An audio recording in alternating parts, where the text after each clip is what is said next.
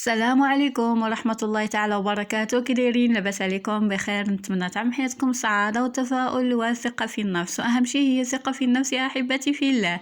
اذا اليوم ان شاء الله غندير معكم واحد الكيكة رائعة، كيكة ديال خلط كل شيء وشوف النتيجة. هذا ما كان.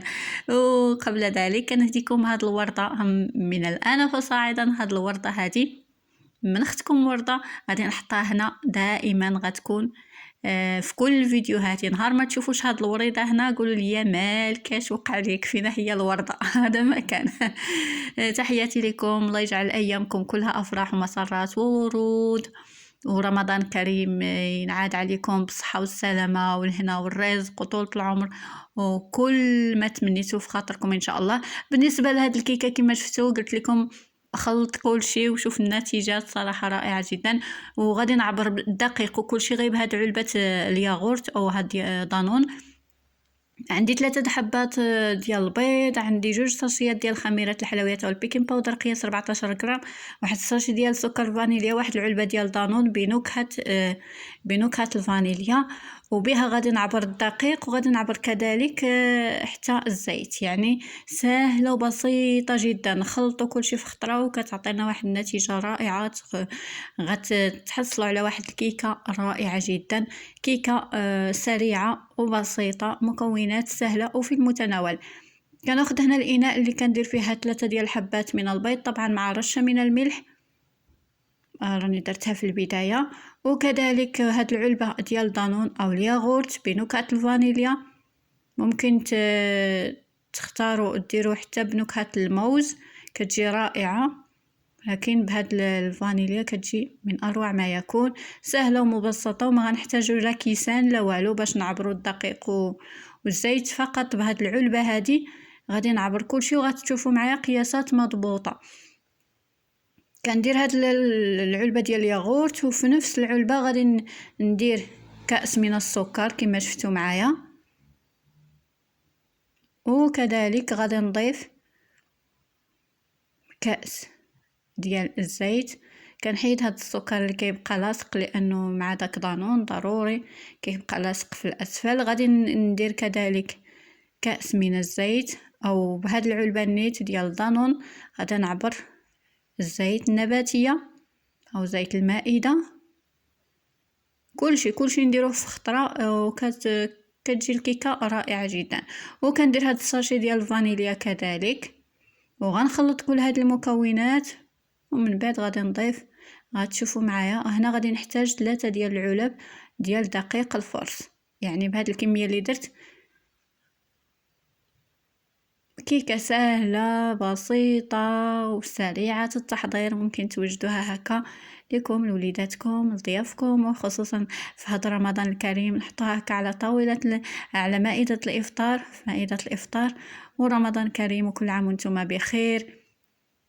الانسان اهم شيء هو الانسان يطلب الصحه والسلامه والرزق. راه الرزق مولانا راه ضامنه لكل واحد، وربي يرزق كل واحد. هذا ما كان، يعني هذا الدعاء اللي خصوصا في هذا رمضان كاين شويه ظروف قاصحه صعيبه شويه. يعني الانسان كيمر بزاف ديال الناس بزاف كيمروا بظروف صعبه شويه، لكن الحمد لله يعني مع غلاء المعيشه مع اشياء كثيره، ولكن نقول دائما الحمد لله. والانسان دائما آه، يرضى بالموجود اللي عنده. الانسان ما يكلفش على راسه، هذا ما كان، وربي يرزق كل واحد، هذا ما كان. وهنا كما شفتوا معايا درت 3 ديال الكؤوس او 3 ديال العلب من هذا ديال الدانون. درت الدقيق فورس طبعا مغربل 3، هذاك هو القياس الكافي. وكندير هذوك 2 ساشيات ديال خميره الحلويات او البيكين باودر، وكنخلط كل المكونات وصافي. ها الخليط ديال الكيك ديالنا جاهز. وطبعا الفرن راني شعلته، كنديروه الفران كيسخن، وكنقصوا البوطه مزيان على نار مهيله، وغادي نطيبوا هاد الكيكه هذه على نار مهيله، ومن بعد تشوفوا معايا الشكل النهائي ديالها.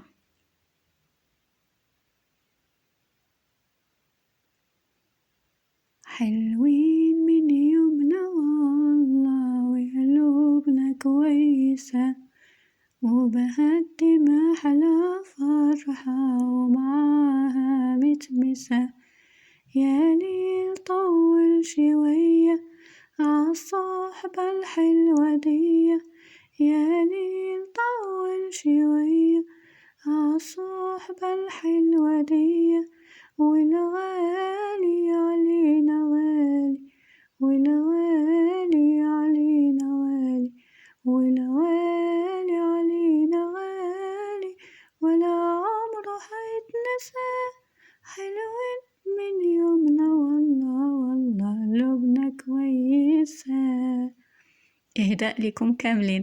كما كتشوفوا هنا من بعد ما خلطت هاد الخليط ديال الكيك، شفتوا معايا القوام ديالو، غير كنكونوا قادرين اننا نشكلوا ديك حرف 8 او زائد ما لا نهايه كما قريناها في الرياضيات.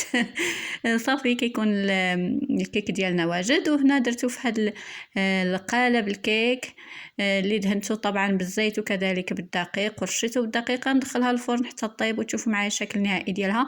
وممكن ديروها في اي قالب عندكم، قالب كيك كما كان الشكل ديالو ممكن ديروها فيه، يعني كتجي رائعه جدا. وشفتوا سهله ماهله، كنخلطوا كلشي في خطره وكتجينا الكيكه رائعه جدا بدون اي تعقيدات.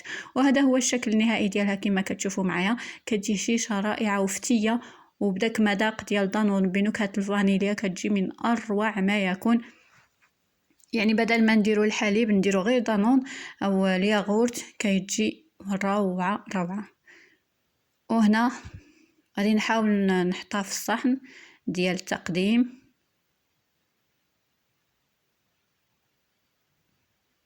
كنقلبها هنا وصافي، هذا هو الشكل النهائي ديالها. وبالنسبه لهاد هاد البقع البيضاء، هذاك غير دقيق لانه رشيت ديك الطاوه، رشيتها مزيان بدقيق الفورس. ممكن اننا نكتفي وندهنوا الطاوه غير بالزبده فقط ولا غير بالزيت بوحدها باش ما ديرلناش ديك البقع، ولكن ماشي مشكل، هانيه.